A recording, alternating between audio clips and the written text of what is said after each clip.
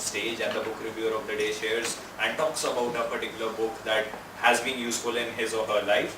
And the book reviewer for the day is Dr. Hemant Singh, who's a counselor at Pathways Global School. And there is a quote that comes to my mind when I think of books, and so I read it somewhere, that books are the gates to wisdom's treasure, books are the gates to land of pleasure, books are the path that upward lead, books are friends, come let us read. Over to you, Dr. Hemant. Good evening, friend. Today the book I'm going to review is Living with Passion. The author of the book is Peter L. Hirsch.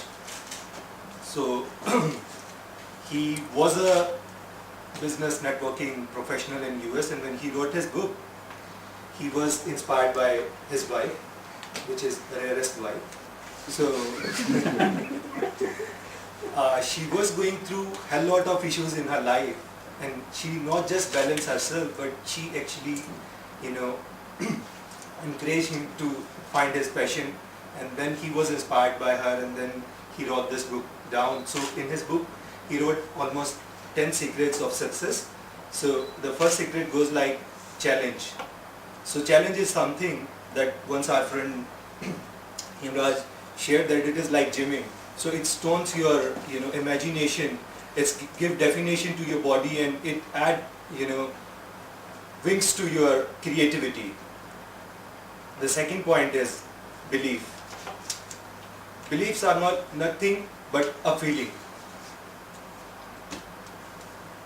Before Russell Benson, nobody was actually agreed that a human being can run a mile below 4 minutes, but he was the one who didn't have that concept in his mind, and he never believed on that, and he could do it. And once he did it, within few months, there were 16 other people who could achieve it. So that's the power of belief, that what we believe in our mind is actually at limit to that. So we have to balance it there is a scale in our conscious and subconscious mind, and we have to balance it out, that what do we actually want to achieve, and what sort of belief we want to consider our mind.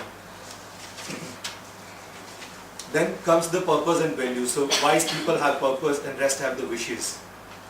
The fourth is conquering fear. So there is nothing to be feared in this world. The only thing is we need to understand that what are we afraid of. The fourth one is attitude. So the best attitude is when we live with somebody, and if our our connection with that person, or our that connect with that person, if that can aspire somebody, that is the best attitude.